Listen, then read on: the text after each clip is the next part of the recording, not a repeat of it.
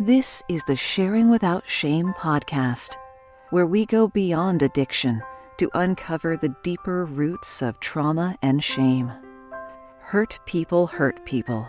They hide behind masks. And here, we're done hiding. We're sharing our stories without shame. Welcome to the Sharing Without Shame podcast, ranked among the top 100 addiction, recovery, and sobriety podcasts by a million podcasts. I'm your host, Donna Marston, a mom who has walked the painful path of loving a child in active addiction. Addiction isn't just about the substance. It's often rooted in the trauma, the hurt, and unmet needs that ripple through families and relationships. This podcast is for parents, partners, and anyone facing those challenges, offering hope, understanding, and practical tools to begin healing and balance back and bring balance back into your life. If you're ready to begin your journey of healing, download my free guide, 5 Boundaries and Breakthroughs, and they'll be linked in the show notes. And today I would like to welcome Bambi Lynn, who is a published author, motivational speaker, life coach, and event planner. In her raw memoir, she shares how God transformed her from a broken little girl into the woman she is today. She's a proud mom of 6 children and soon to be a nana of 15 grandchildren, including one she treasures in heaven. Bambi's loves to travel with just 2 states left to complete all 50, and finds peace at the beach or creek walking. Her core belief is simple. Trauma is not death, your death sentence. It's the beginning of healing, transformation, and purpose. Welcome, Bambi. And before you say anything, I just want to say my heart goes out to you for the loss of your grandchild. Well, thank you. I appreciate that. And every time I go to, he's the only one that I actually go to a gravesite and sit with him and eat Tim Hortons and tidbits. And I just imagine, instead of taking it, because good and bad run on the same track, and instead of taking it and feeling sorry for myself, so to speak, I take it and I just picture him running around heaven, aggravating Noah and Moses and Aaron and, just aggravating the daylights. And it helps me to just rejoice in the fact that I know that he's still there. Good for you. Thank you so much. Yeah. So before we dive right in, the first question I always ask somebody is, what would you like to share without shame? Oh my goodness. I have no problem of sharing my life story, but I also first want to say congratulations, that you are in the top 100 of podcasts. Okay, Donna, that's pretty remarkable that you can do that. And I'm so glad that doors are being opened on your behalf. That is so cool. Thank you. Yeah, it was exciting news. That was. Yeah, it's crazy. Thank you. That is so cool. So I guess I would just like to say, somebody used to ask me one time, what was my superpowers? What was my and I would say vulnerability. I've never had a problem of sharing my story. I've never had a problem of getting down to the nitty gritty, because I have a ministry called Healing Through Stories, because I believe that the more that we share our stories, the more that we realize we're not an island, we are community. And there's a community of people that are suffering and thinking that they're all by themselves and they're alone. So I have just been gifted from the foundations of time. When God formed me in my mother's womb, he put vulnerability as part of my DNA. So, just like you said, I do have 3 books that I have written. And one of them is my memoir about how God took a broken little girl from trauma to single parenthood, to domestic violence, to being raped and sexually assaulted, for finding my worth for quite a long time inside of the back seats of men's cars, because I thought that was the only way that anybody would show me love, to being addicted to weight loss pills because I needed to stay thin and I thought that was my identity, to ending up getting involved with a man that was a drug dealer at the time and finding myself pregnant, and then finding myself at a bridge in Leroy, New York, ready to end my life at 16 years old in 1986. I was on a bridge saying, I can't do this anymore. My life is not amounting to anything. Nobody's ever going to know that I'm missing. Nobody's even going to care. And I went to jump off the bridge, and a police officer actually stopped his car, got out of the car, grabbed me, and threw me into the back of his police car, took me to a psychiatric center for children. And that's where I found out that I was pregnant. And when I found out that I was pregnant, that was the day that I gave my life over to God and said, if there truly is a God, you got to save me, save my baby, and I will spend the rest of my life serving you, and no matter what that means. But at that time, I served a God with a baseball bat because I felt that I was never guaranteed, because I always felt like I was second class, I was second rate, and nobody loved me. And nobody liked my sparkle. When I walked into a room, people always tried to push my sparkle down. And I now know that he is a God of grace and mercy, and that he doesn't demand us to be a certain way. He just wants us to love him. So that's kind of like the overview of my journey and what I share more in depth inside of my book, The Journey of Josephine. Wow. And isn't it sad that people do try to diminish people's sparkle, especially with Absolutely. kids, and it turns into all these emotions of being unworthy, and it just multiplies, and unfortunately we often carry that through into adulthood. And by the grace of God for you, things happened. You said 16? Yes, I was 16. And it's funny. I was on a podcast, and that podcaster, when she does an interview, she tells you beforehand, we had a meeting beforehand, just like you and I did, to see whether we were a fit. And she said, what I do at the end of every show is that I have the person that I'm interviewing, I have her write a story, or him write a story, and I want you to read it as the last. And I actually wrote about that. I wanted to thank that little girl of me, and I wanted to thank her for never giving up her sparkle, because at 55 years old, when I walk into a room, my sparkle is there and the glitter is thrown all over the place. But that a 5-year-old and a 10-year-old and a 13-year-old and a 16-year-old, she still walked into those rooms, and she didn't care, what people were going to say or what people did. She still lived outside of the box. So it was just, that was a really tough assignment. Here I am, an author, I blog, but somebody wants me to write a story, write a letter to myself as a little girl. So that was pretty life-changing for me, and realizing, no, you're not going to stop my sparkle anymore. Yeah. Yeah, I have an exercise that I do with people, and I've done this with my inner child. I call her little D. And we talk, and you write a letter to your inner child, and believe it or not, you get answers. Yes. It's incredible how you find out that you didn't know, but you thought you knew. And Absolutely. yeah, And you know what, with that, I read a memoir by Viola Davis, and I tell people all the time, if you want to help yourself not to feel so sorry for yourself, read other people's memoirs. And one thing that Viola Davis did is that she was in a counseling session, and her counselor said, Viola, leave that little girl behind. She already fought for you. She already survived for you. She already overcame for you, so that you can live today. So the only time I believe is that we should be looking back into the rearview mirror is to thank that little girl, and also to look at the blessings that we received along the path. We should never look back to our past and feel sorry for ourselves, because we are overcomers. If we are living today with the past that we had, we are such overcomers. And so we need to rejoice and believe that past, just like you said in the beginning of your intro, that past is not my death sentence.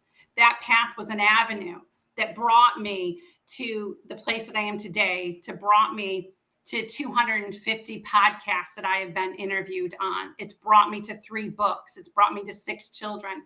So always look in the rear view mirror, only to see that little girl survived for you to become who you are today.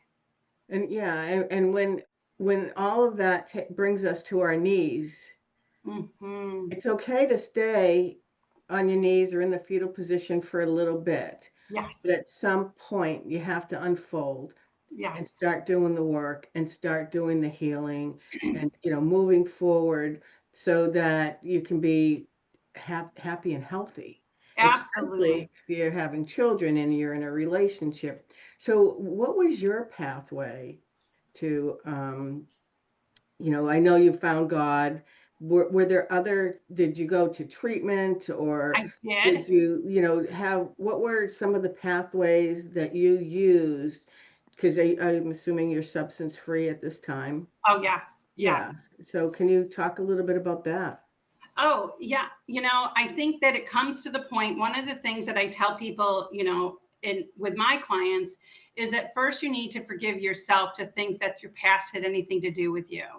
And the things that people did to you had anything to do with you. It had everything to do with them, but it wasn't you. It wasn't my fault that as a 4-year-old little girl that my grandfather would come into my bedroom with no clothes underneath a bathrobe.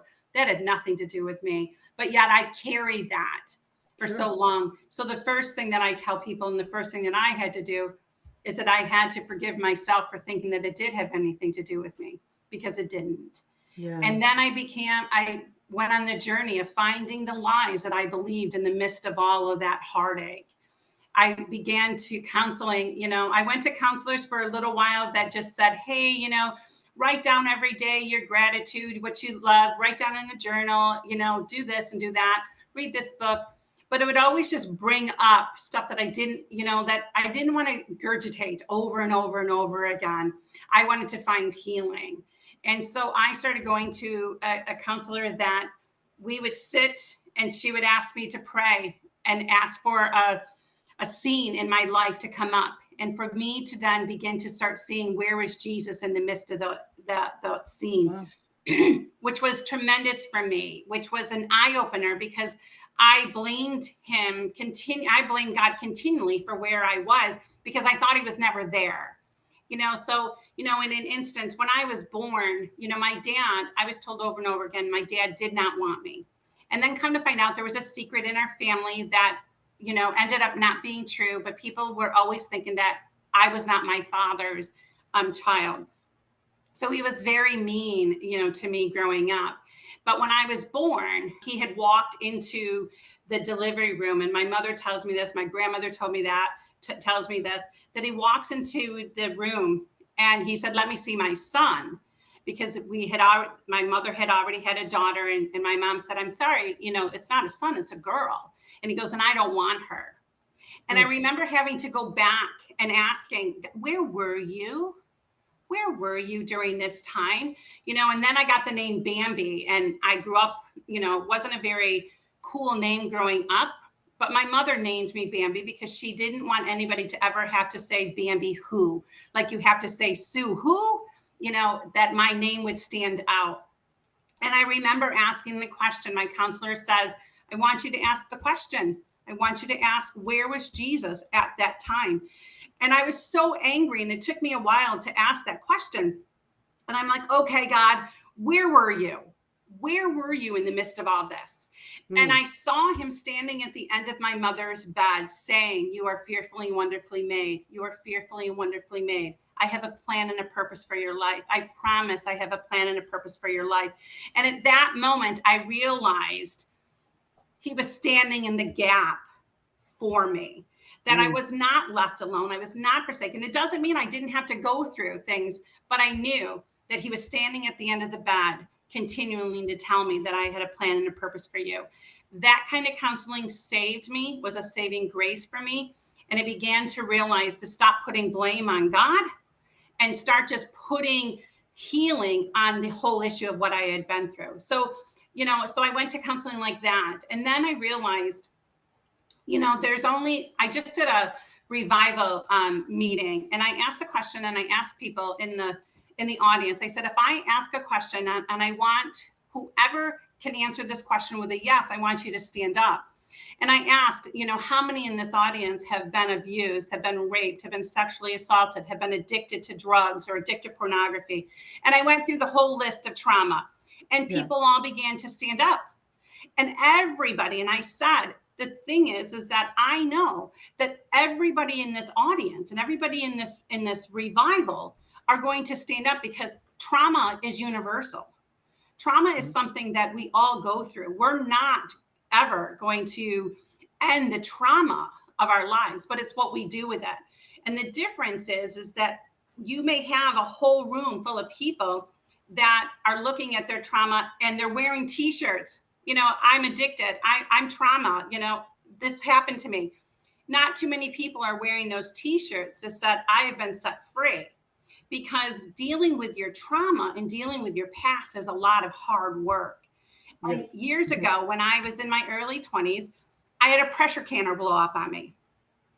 And so I spent 17 days in a burn unit. And when you are in a burn unit, what they do is that they put you on this metal bed. They tie your hands, they jack you up with morphine, and then they scrub the dead skin and the residue off of you. But they have to do that in order for new skin to grow properly. So healing is like that. When you have to heal, that's what it's like. It's like scrubbing off the dead skin, scrubbing off the dead residue. But so many people don't want to be on that bed, don't want to be tied up to have to go through that. And so there is, I wish it was a majority of people wanted to be set free, but it's a majority. It's a minority of people that want to be set free because it hurts. And I just happened to be one of those people that was sick and tired of being sick and tired, that I didn't want to be the elephant in the room that people ran away from and said, oh my goodness, Bambi's here. She's going to talk about her trauma again, and run from me. I wanted to be somebody that entered a room that when I was the elephant in the room, people ran to me and said, how did you do it? And you become an advocate for yourself. You become writing new words about who you are, that I'm no longer broken, but I've been set free. I'm no longer ugly, but I'm beautiful, and you start changing the words to proclaim, what is really happening in your life. So, and then I write, I journal, I write stories. I'm a blogger that has helped me. I'm a storyteller that has helped me tremendously. And so those are different ways that I personally have used to be able to be healed and to set free. And plus I do have a personal relationship with Jesus Christ. Wow. Good for you. And I just love hearing how the different pathways that people take.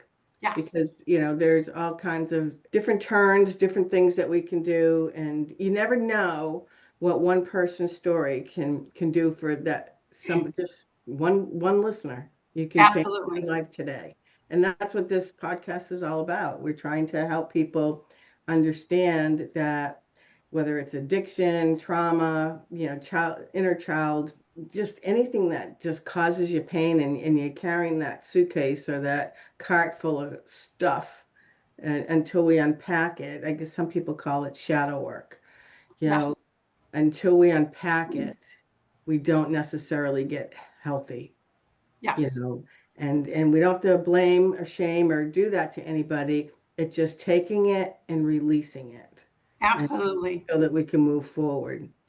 So you've written some books, and your memoir, The Journey of Josephine, you said that it's a raw account of your story. And is this the one that you have a rag doll? Yes. Yep. She is my rag doll. This is my story. Oh. And what it is a raw account. I didn't go down any rabbit holes, because if you go down rabbit holes in your story, sometimes you lose the focus on what the story is. It is a story of me as a little girl and the brokenness that I went through. And then my rag doll, every year for Christmas, my mother would give my sister and I a doll.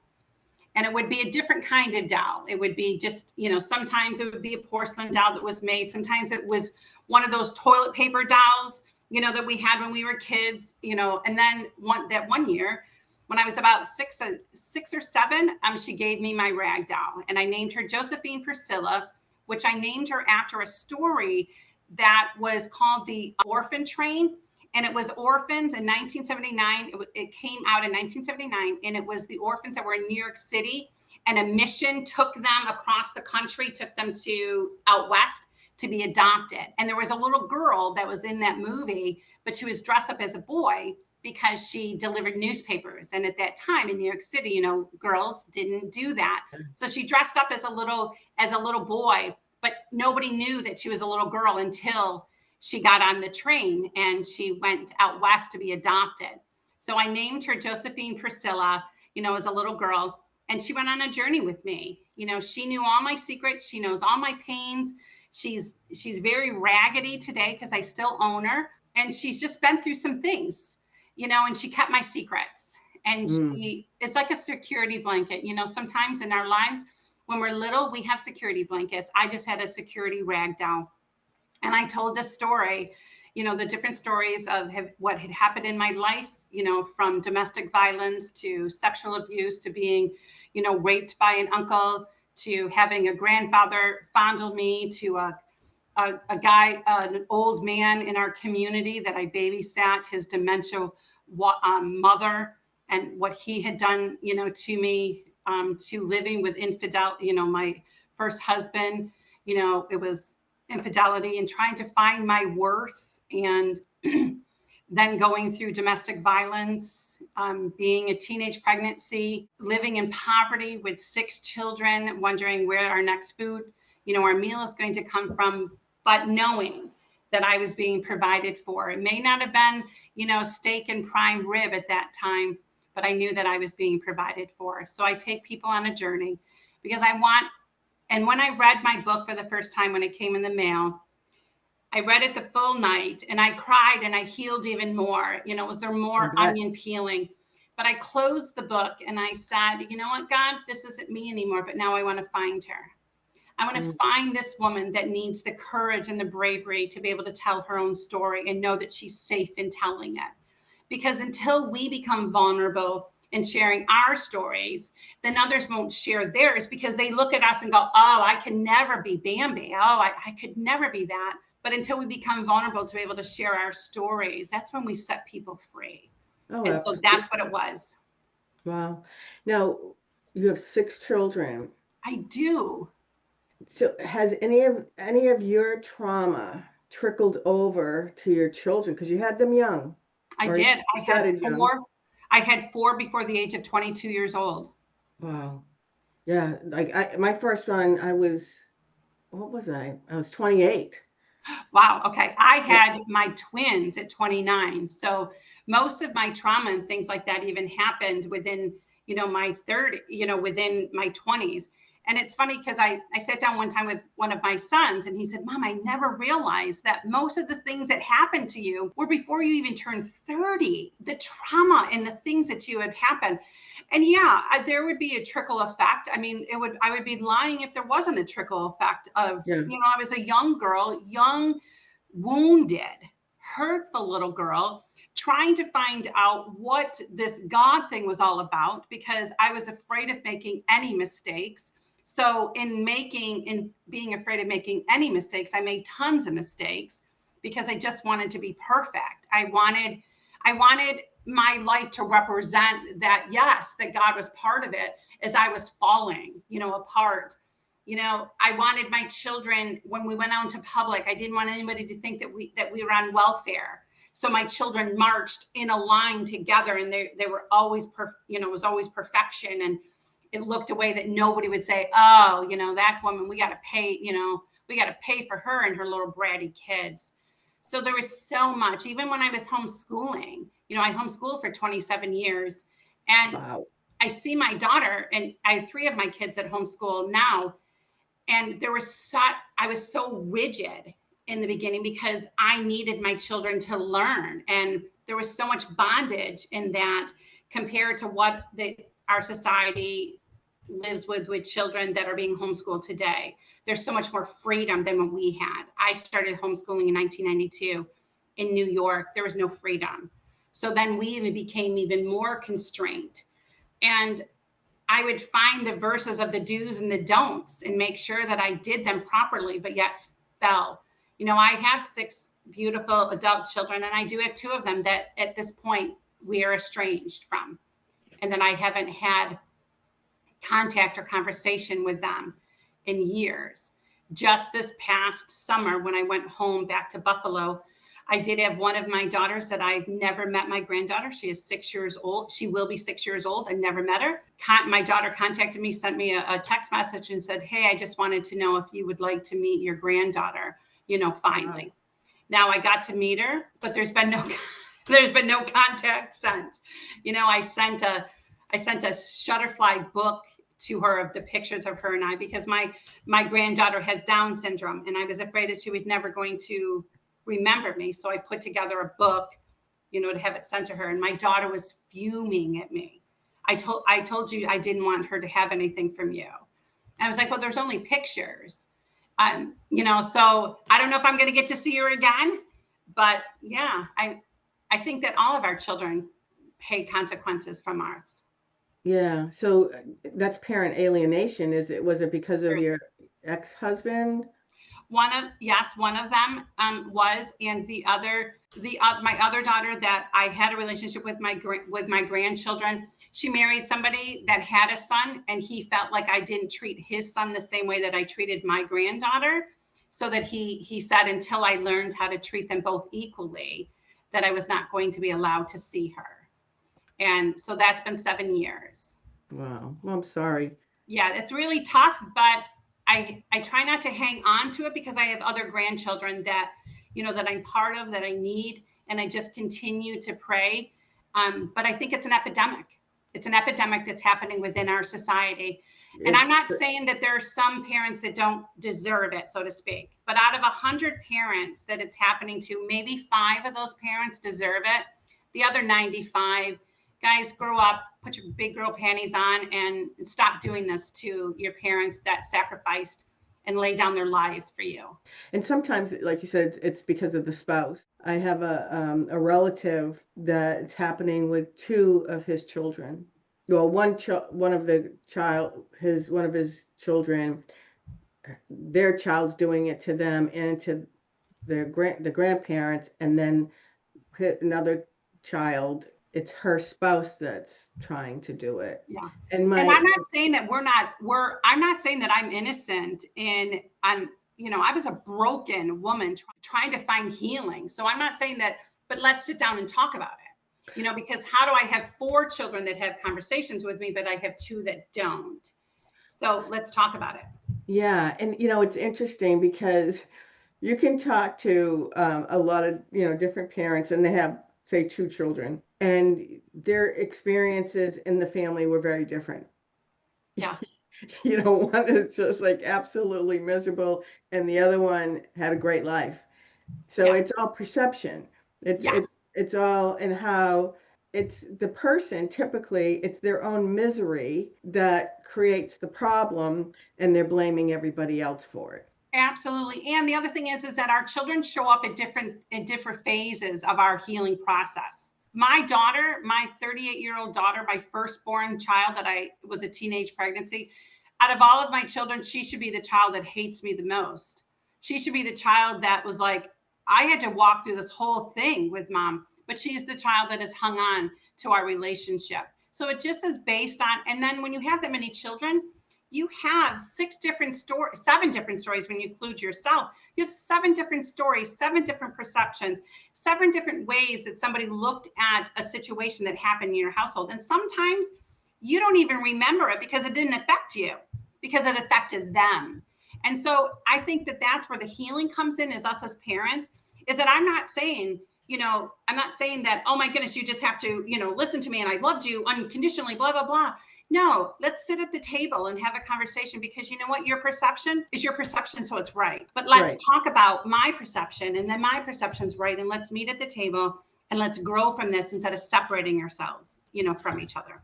And it's also one of the things I learned. So when my son was in that, when he got into recovery, 3 years into his recovery, he did the 12 steps, and I wanted to figure it out.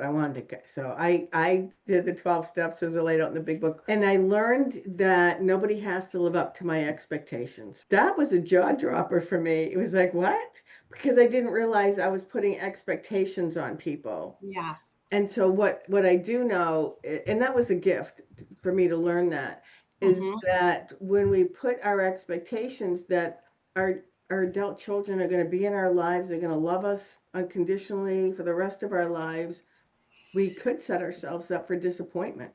Absolutely. And that goes along with the book, the Mel Robbins book, Let Them. I just finished reading the book, and it wasn't any like eye dropping, like, oh my goodness. It was things that I already knew, but it gave me permission to accept that. And it gave me permission to let things go, to let me be me. And if you don't like me, that's okay. And if your opinion of me is different, that's okay. Let you be you, and then let me be me. And it was like it was just a revelation. It was just like an aha moment of, yeah, who cares if nobody agrees with this? This is how I believe and what I feel. And that book was just liberating. It wasn't huge thought-provoking thing. It was just liberating. Yeah. I have 2 bracelets. One says let them and the other one says let me. There you go. And I wear them because, sometimes as parents, when you have adult children, it's very different. And we told our children what to do, how to do it, and when to do it up until the age of 18, right? Yeah. And then all of a sudden, they get married and they're adults, and it's a whole different ball game. And stuff can feel hurtful because for me, I take things personally. That's work. Yeah. That's been a work in progress, but I'm better. And so wearing those bracelets helped me because it wasn't about me. Exactly. It And we have to wasn't about remember too, is that especially with our sons, we no longer are their first contact. Now I read a book years ago, and it said when a man loves 2 women, and it is his wife and his mother, and when your son is put in the middle of his mom and his wife, he doesn't know what to do, and he will choose his wife because they have a sexual relationship together. Yeah, right. You don't, and your son, once he gets married, he's never coming back to you. If their marriage doesn't work out or anything, he's never coming back to you because he's going to try to find that, kind of connection again. Yeah. So if the 2 people can get along and be able to look at, I raised my son, so I raised him enough for him to be such a great husband to you today. So you get that chance of being able to be with my son, and I want to rejoice in that. But you also have to rejoice in the fact that you didn't get a scumbag as a husband, and that was my word. Yeah, and we really we groomed them to be good men. And to be good Absolutely, husbands, and I did. good Yes. fathers. Yeah, and so we did our jobs, and I've when I became an empty nester, and it was difficult. It was very But difficult. I found this article because like you said, when they get married, it changes the dynamic, and it was that I am no longer my boys' immediate family. I'm the extended family. Their wives and children are their immediate family now. Wow. And isn't that just like crushes your heart? I had a Yeah. hard time with empty nesting. My sons went into the military at 17. Oh, yeah. So when I came home, they never came back. They never came back home. So they weren't college students that they came in and had their laundry that I needed to wash or do anything. When my sons left, they never came back home. And I didn't know how to function. I had been a mom since I was 16 years old. I didn't know how to function. And I was in a fetal position for a very long time until my job that I had me travel, and which helped me tremendously to get out of the 4 walls of where so many memories were created. I had to get out of it because it suffocated me because I was never going to get that back. And then when my sons did leave and they did get married and things like that, I didn't get an opportunity to finish the stages of their lives. So that was very difficult for me because they didn't understand that. Like, Mom, can you stop? And they didn't understand that I went from them being babies, and that's what we always look at our children. We still look at them from little boys or little girls. Yeah. But I didn't get a chance to continue to grieve the process and have the process go gradually. My process was boom, was done. And then I messed up a lot, and there was times that they wouldn't talk to me because I messed up and I didn't get a chance to mother you. I didn't get that chance to mother an adult. I only had a chance to mother children. And now it's better because they're over 25 years old. So their brains are developed now. So I know. So it's a little easier now. Yeah. So I want to go over to, I believe, is this your newest book, The God Who Sees? It is. That is my newest book. This is the book. This book I was able to write because I could write my other two first. And my other two helped me to heal and helped me to understand the path of healing and understand that good and bad run on the same track. And the other two books broke me, but yet put me back together again. So I was able to write The God Who Sees, which are 33 different stories of women in the Bible that I took their stories and I made them relatable today. So I talked about the title, The God Who Sees, comes from the story of Sarah and Hagar, and how Sarah threw Hagar out of her house with her son Ishmael, threw them into the desert. And here Hagar becomes a single mom, stranded in the desert with a son. And she gets to see God, and she names God, the God who sees, that he sees us. So that's where the title came from. But all of the women that I chose were women that had gone through something. I chose a woman that had been sexually raped. She had been raped. I chose a woman that had gone through domestic violence. I chose a woman that had a rainbow baby that lost her firstborn. I chose women that had lived in poverty. I chose women that people, they were crying out and people were telling them to be quiet. Can you tell these women to be quiet? And Jesus comes in and says, no, your faith has healed you and has made you strong. Or the women that had gone to the judge over and over and over again, pleading and pleading and pleading. And the judge keeps saying, get her out of my courtroom, get her out of my courtroom. But then finally, out of aspiration, the judge lifts up his hands and said, okay, give her what she wants. And God doesn't call that nagging. God calls that persuading, persevering. So I wrote these women. I wrote about Deborah, which was a lawyer. So each woman represents us today, represents us as women today. So I didn't write it as if you're going to a Bible study and they're just going to read the chapter and they're going to tell you two different sentences. I read them as if you were listening to women that experience what you are experiencing today. I wrote about Eve, on how Eve would have been the mother that would have to go to the jail cell to pick up her son or to go visit her son because she had a son that murdered, her son. But as a mother, you never give up and you will always go to the jail to speak to your child. So that's what The God Who Sees is about. It's hard to market it because when people hear The God Who Sees, they immediately think, another religious book about women. But it's not. It's a raw account of women that God saw you from the foundations of time, and he brought women that lived your story so you can understand that you can get through it. What's your third book? What's the name of it? That's my third book. Oh, my second book. Is The Treasures of My Heart. The second book is that in the midst of all the storms in our lives, there are treasures. Because just like I said, I tell my clients, there's good and bad run on the same track. It's kind of like the story, the metaphor of an oyster. When an oyster is birthed, there's nothing inside the oyster, not a darn thing inside of it, until the parasites and the sand and the winds and the hurricanes are brushing over the oyster back and forth until the oyster experiences storms. And then at the end of it all, you open up the oyster and you see a beautiful pearl. But it had to go through the trials and the tribulations. It had to go through the nagging and stuff. And that's what The Treasures of My Heart is. It's short stories of the treasures that in the midst of all of my storms, God gave us treasures. He gave us the good, the bad, and the ugly, but that we could look at them, that you wouldn't get. If you didn't have the bad, you wouldn't get the good. If you didn't have the good, you didn't experience the bad. So that's The Treasures of My Heart. So how do people find your book or books? Yep, our books. You can go on Amazon, of course. Everybody, can go on Amazon. You can also go on healingthroughstories.com. And that is my website where I blog each week and my books are for sale on that website.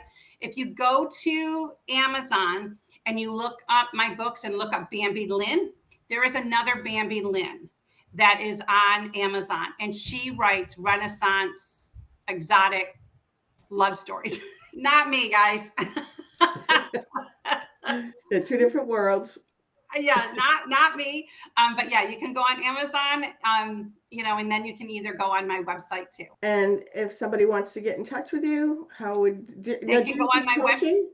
I do. I am a life coach, and what I do in my coaching is that my clients actually get a box, and that box is full of projects that we're going to do, because I believe that there is so many. When you hear the story of the oyster, now you're always going to remember that. And I just love word pictures. So with my clients, I send them a box of projects and activities that we're going to do together, for them to be able to walk through the 8-week program and the 8 weeks of their journey and be able to remember it after. So you can find me, on my website, healingthroughstories.com. Of course, I'm on every kind of social media. I'm on TikTok, I'm on Instagram, I'm on LinkedIn, I'm on, what else am I on? Of course, I'm on Facebook, so you can find me, Bambi Lynn, you can find me that way. And you can also go on LinkedIn and things like that and find me all over the place. Or if you're looking for an event, if you're looking for a speaker for an event, you also can email me at josephine.rstory@gmail.com. Awesome. Before we leave, any words of wisdom you'd like to leave the listeners with? Oh my goodness. I think we gave a lot of words of wisdom. But I just want people to understand that they are their own superheroes. That, put your own cape on, put your own crown on, fix your crown, walk with dignity.